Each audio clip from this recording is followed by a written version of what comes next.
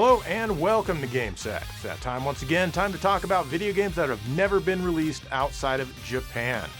Of course, by the time this video comes out, I'm sure at least one of them will have been announced for an international release on modern consoles. I mean, that always seems to be my luck, but as of the recording of this video in early March, they're all still firmly in Japan. Anyway, what better way to start out the video than a 2D game on the PlayStation? Alright, this one's called, bear with me now, Gigigi no Kitaro Gigigi. Actually, I'll just let the game pronounce itself. Gigigi no Kitaro Gyakushu Ryoma Daiketsen. Yeah, that's what I meant to say. This is a 2D action platformer from Konami, which is based on a manga. And this is sure a weird one.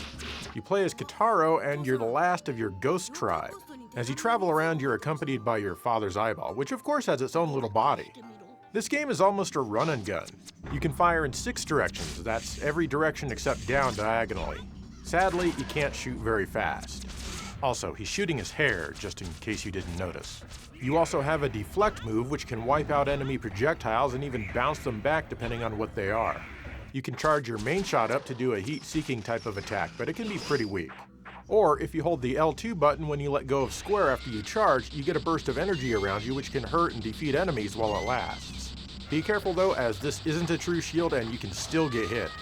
Eventually, you'll start gaining functions like the ability to call a helper with the triangle button. They'll pop out and pretend to help you for a short time, but really, they're kind of useless.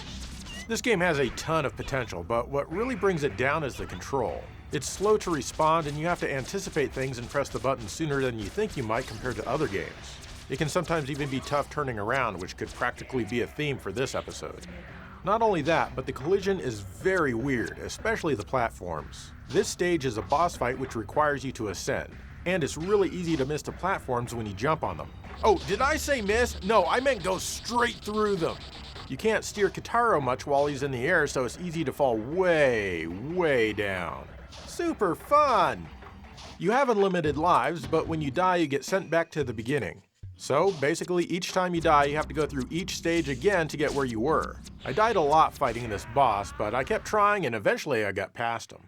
There's a lot of Japanese in this game, but you can figure most of it out just by fumbling around. You unlock new stages by reading letters that are mailed to you, at least I think that's what's going on.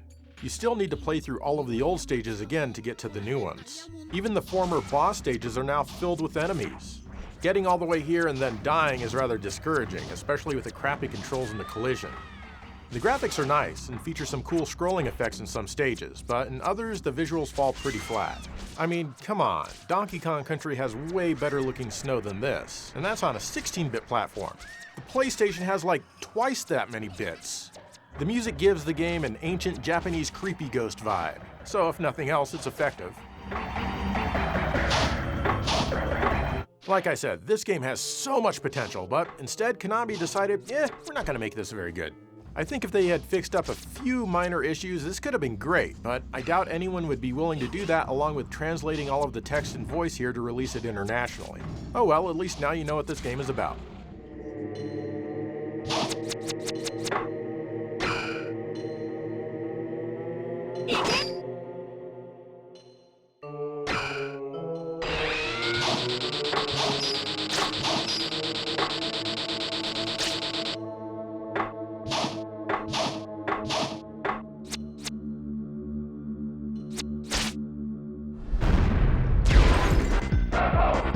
Do you like Zelda? Then you'll probably like Gunman's Proof for the Super Famicom from ASCII and Linar.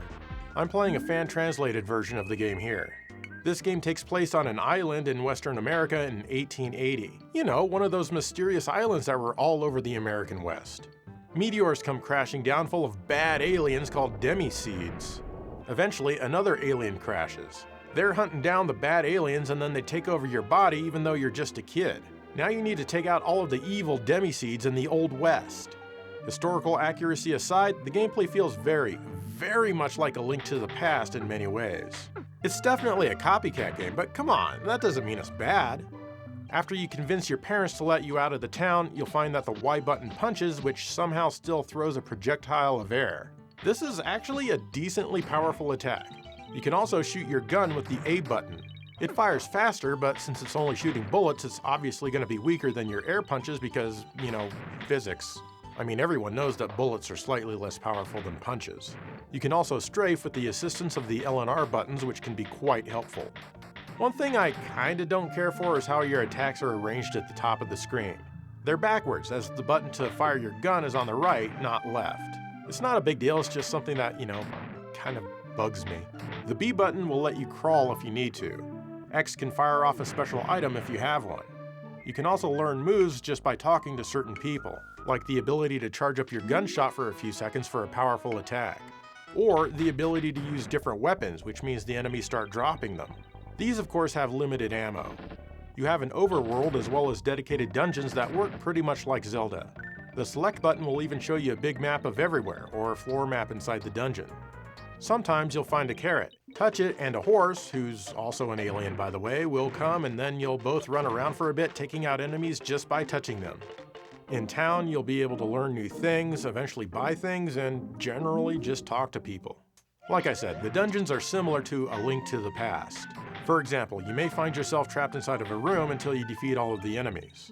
However, the game is much more action-oriented than Zelda, and it doesn't really rely on puzzles at all. I kinda like that, even though the puzzles in A Link to the Past weren't at all bothersome. Still, you'll be wandering around the dungeons for a bit before you make it to the fearsome boss encounter. Defeat these guys and you get an extra pip on your life meter and open up the way to the next area where you can find the next dungeon. Wash, rinse, repeat. I really like how fast-paced this game is, and being able to fire projectile weapons in a Zelda clone feels awesome. The graphics are quite nice and make great use of color. Detail-wise, it's all pretty simple, but I feel that it works well for the game. The character designs are all pretty silly, which fits right in with the game's humor. The music is also pretty good and often gives an Old West vibe.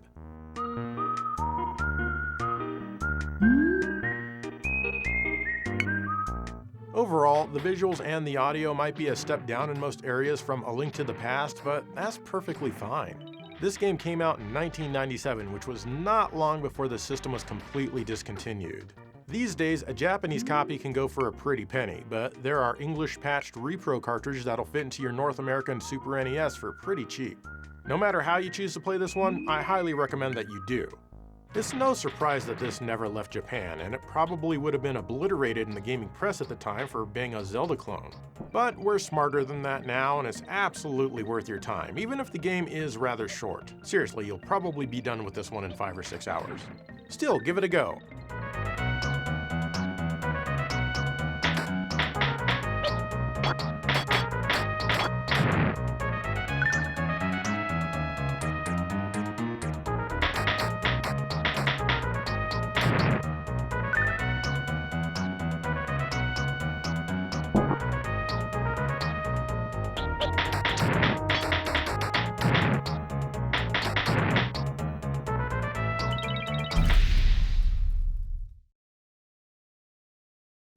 I'd like to share with you a letter I got a couple of weeks ago.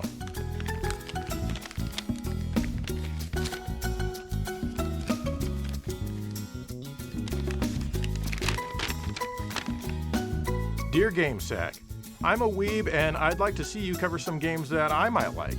I also have the bubonic plague, which I've had for 12 years now. The doctor says that I may die any day now, and the only cure is watching a review on something I like. Signed, Dwayne. Well, Dwayne, have I got the series for you. If you're still alive, that is. Here's Saifuku Densetsu Pretty Fighter on the Super Famicom from Genki and Imagineer. This is a 2D one-on-one fighting game and one of the first to feature an all-girl cast. Here you choose from 8 different characters and you fight to see who's the prettiest. The control is Street Fighter II style with 6 attack buttons and holding back to block, just like the gods intended. Of course, here on the Super Famicom, that means your strong and fierce attacks are mapped to the L and R shoulder buttons unless you change them. There are, of course, a few unique moves to learn for each character. As you can imagine and also plainly see, it's a bit generic compared to a lot of other fighting games. But, this one isn't really trying to be the best fighting game. I feel that it's more focused on the pretty girls. I mean, they're kind of pretty, I guess. They look a little poorly drawn and the animation isn't that great either. The game is letterboxed like I think all one-on-one fighting games on the console are, so the system doesn't have to worry about drawing in the entire screen. That's just asking too much of the Super Famicom. The music is fun and highly energetic, but probably not something you'll be jamming to outside of the game. This title can kind of be tough if you play it like a normal fighting game, but you can usually cheese your way to victory taking very little if any damage. All in all, this game might be good if you're lonely tonight.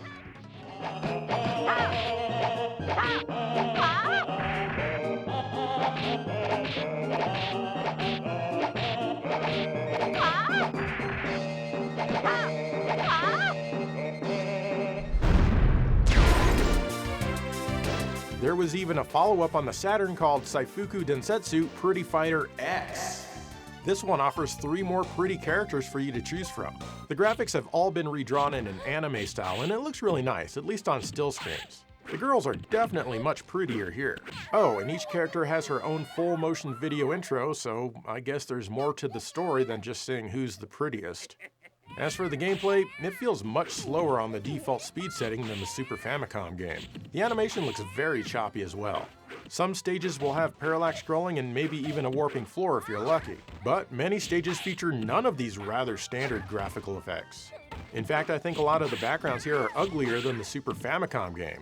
Look at the cool scrolling clouds that version gets, while the Saturn version is pretty plain in comparison. I mean, clouds don't actually scroll like that, but it still looks cooler. The music feels less exciting here as well.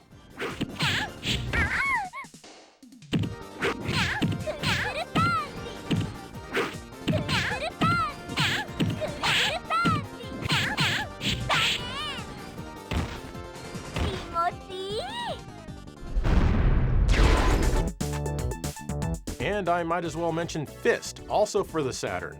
This is a spin-off of the series. Here, you can select from 8 characters, including a couple guys. The game is now a 3D one-on-one fighter with controls that are similar to Virtua Fighter. That means a single button to kick, a single button to punch, and a block button.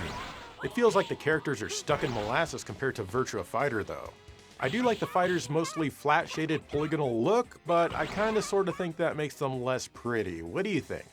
The gameplay is honestly quite boring, but at least the music isn't bad.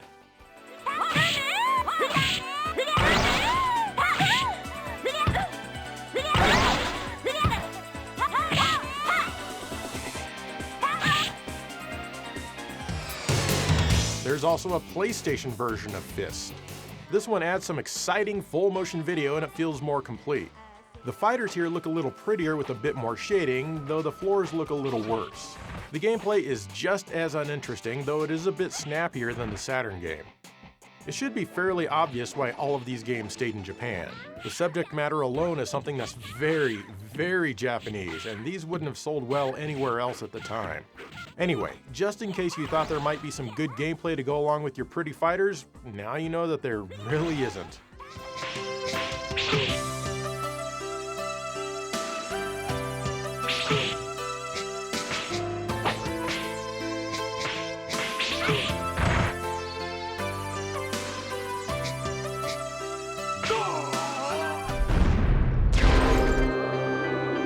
Up next is Rennie Blaster for the PC Engine Super CD from NEC Avenue. NEC Avenue. I bet you think this is a shooter, huh? Nope. It's a side-scrolling beat-em-up. The cutscenes here are interesting as they have a nice hand-drawn look instead of the typical anime that's in most game cutscenes from this time period. Honestly, quite refreshing. As far as I can figure out, you're a private detective who's hired to defeat Dracula. Actually, it kinda looks like Alucard became the new Dracula. Right off the bat, no pun intended, really seriously, I did not intend that, I just noticed that right now as I read this, you can choose between 2 different private eyes to play as. The first one is basically all melee attacks. He has one button to jump and the other attacks, but you can still pull off a surprisingly decent amount of different moves. The second private detective uses magic and works best from a distance. His attacks look super cool, but sadly they pretty much suck. The enemies take a long time to die using his attacks. Well, except for this sword attack, that's pretty cool. It can finish most enemies fast.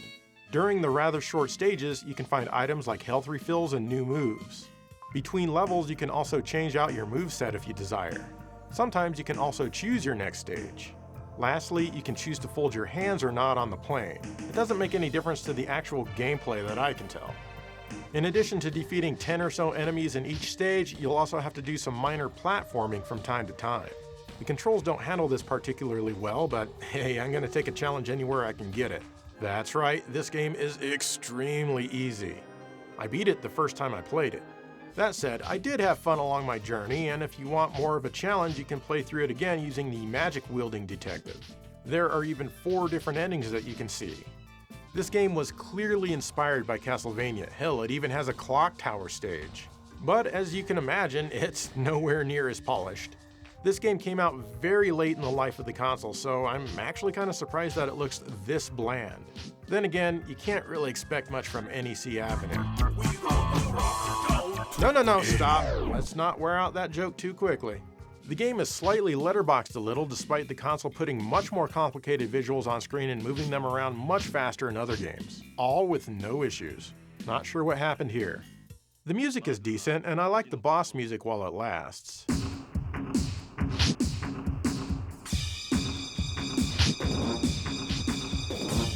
Overall, I'm still glad that I played through this.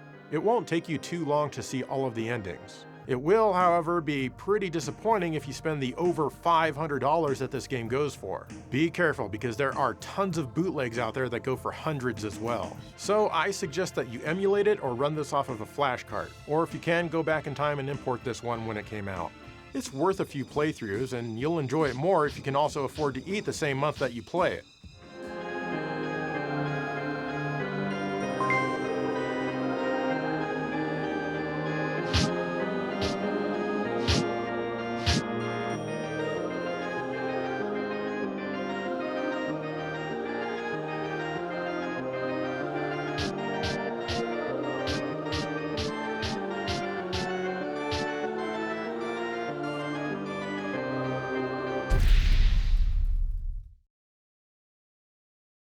Do you like Game Boy games? Well, too bad, because there are none in this episode. However, up next, I do have games for the PlayStation 2, Saturn, and the Sega Dreamcast. That's right, Sega Dreamcast. Here's Initial D Special Stage for the PlayStation 2 from Sega. The D stands for Dream, actually.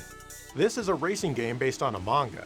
The title is a lie. It's not just the special stage, but the full game. That's right, even the average not-so-special stages are included. Like Stage 2 here, it's not special at all. Okay, moving on. I wanted to check this one out because it's a racing game from Sega, and usually those tend to be pretty good. And for the most part, this one is pretty good as well. You pick your mid to late 90s or so car and race it. Some races are lap-based, while others are divided into segments like a rally. Each track has several opponents that you need to beat. Speaking of your opponents, each race begins with some rather ugly-looking character art. Yeah, it may look like the manga, but let's face it, the characters in the manga are ugly. Anyway, let's say that for the first opponent, you race from the bottom to the top of a mountain. You win that race, and then the next opponent will race you back down to the bottom, then back up, and then back down, all with different opponents. The races can get kind of intense at times, with you each constantly overtaking the other. When you win, you gain points which are tallied depending on how well you did. Once you get enough points, your car will be modestly upgraded, and this happens automatically. You still get some points if you lose or run out of time, just nowhere near as many. In addition to the main mode, there's a story mode. This has special challenges of its own. Like here, where I need to get from point A to point B as fast as possible and spilling as little water from the cup as I can. All because my dumbass has never heard of an invention called a lid. The control seems fine, and if I lost a race, it's because I'm the one who screwed up. The graphics aren't bad, but they seem very unsaturated. Granted, this was largely the style during that era of gaming. I'm so glad we moved on from that. Still, the graphics move at a fantastic frame rate, but there's not a lot of variety. It takes place pretty much entirely in the mountains of Japan and on very thin roads. Some tracks feature switchback after switchback. It's more fun than it sounds, and I admit that it doesn't sound all that fun. But once you get used to swinging around them, it can actually be kind of enjoyable. The music is mostly songs from real bands, and it's Europop stuff from the time. Thank goodness my stupid voice is preventing this video from getting tagged by YouTube's bots. Anyway, it's decent to good stuff, and it fits the game well, but I'm not going to let you hear any examples. Okay, maybe a super quick example. Also, somehow you can hear everything your opponent says during the race. サーキットで聞かれた僕の敵じゃないね。 I'm not sure if it's you, the driver, who's supposed to be hearing it, or you, the person who enjoys the manga and the characters. I'll assume the latter. It would be kind of weird if your opponent was talking to you during a race, but hey, maybe they are. Overall, this certainly isn't Sega's best racing game, and it would have needed a lot of redubbing to be released here. Plus, the lack of variety in the tracks might have hurt it in reviews. It's still worth playing though if you like racing games. 俺のシミュレーションではありえない事態だ。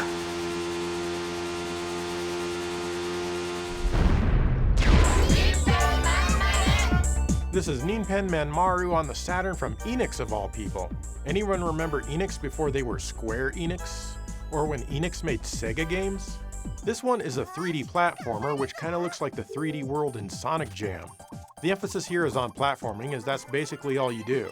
There's no attack or anything that you can really do besides jump. Your goal is simply to make it to the end of the stage, and that's it. You can collect coins along the way, but it's not vital that you do that or anything else before you make it to the exit and move on to the next stage. Sadly, the gameplay is much worse than it looks, mainly due to the awful control. It feels like they wrote up some code for the controller to let you move around, but never bothered to actually plug in the controller to see if it worked well at all. Turning around is nearly impossible and incredibly frustrating. There's no button to snap your camera angle to center because we were all too stupid to think about that back in 1997. Instead, you can slowly turn the camera left or right with the L and the R buttons. But that's really about as much control as you get. The C button will slow down your run, and the X, Y, and Z buttons will temporarily adjust the distance of the camera, but none of that will actually help you turn around, especially when you need to turn around quick.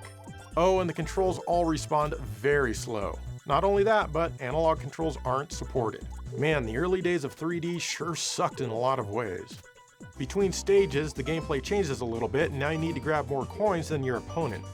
The next stages are longer and more interesting, but the controls just aren't up to the task.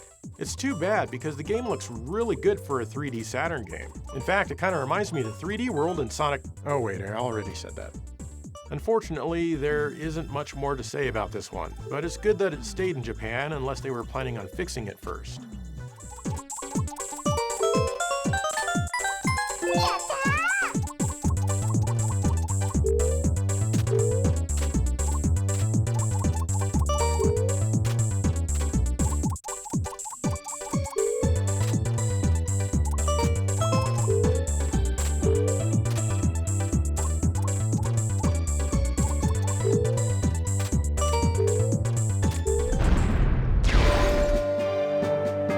And here we have Frame Gride by From Software for the Sega Dreamcast.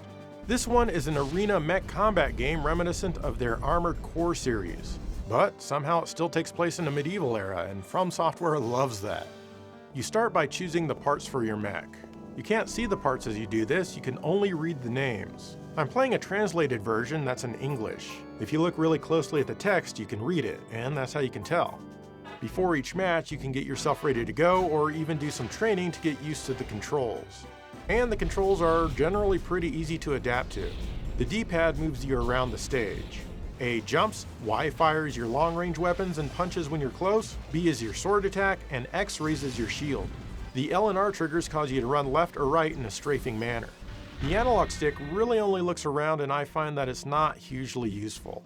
You might think that it would be a twin stick style game like Virtual On, but it's not. You can use the twin sticks, but one stick simply moves the camera around, so yeah. My only real complaint is that you can't turn around very quickly, and I'd really like to be able to. Maybe there is a way, and I just haven't figured it out yet. Once you win a stage, you'll get lots of pretty crystals. Between stages, you'll be spending a lot of time combining these crystals to enhance your mech. You can then go swap out your parts for what you feel would work best for your next fight. You can also save your game here. Many enemies will toss out helper bots to help them fight. It can be easy to lose track of the main one that you need to kill if you're stupid like I am. The graphics are excellent for their time, which is pretty much par for the course on the Dreamcast. The sound and the music are fine, but music isn't really what From Software is known for.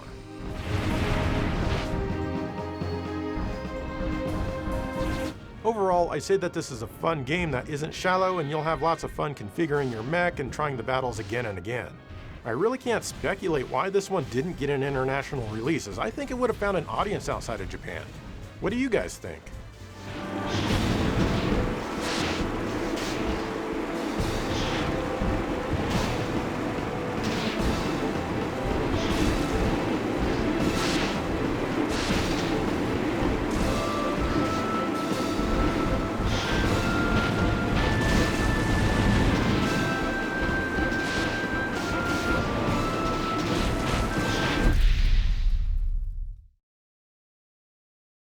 And there you go, more games that were never released outside of Japan as of the making of this video.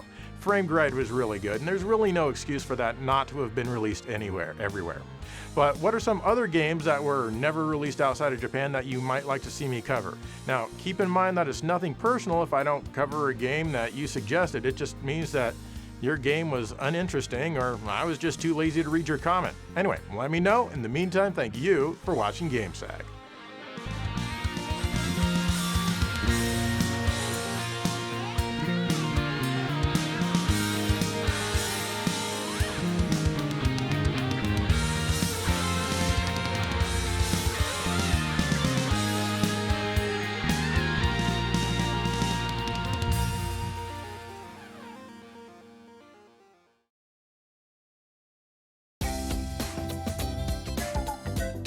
Hey Skeleton, you playing some video games? Hi, Joe. No, I can't play video games. I'm just a skeleton. Oh, really? You're so stupid, Joe. You should know that I can't do anything unless you animate me doing it. Well, I suppose I could animate you playing some video games. Wow, I'd love to play some video games. Could you please? Nah, man. Honestly, I'm just too lazy. Yeah, but you're animating me right now. Yeah, I don't know. I mean, what's in it for me? Well, I'd be happy, plus your audience wants me to be happy. You guys really want to see this freak happy? Please? Fine.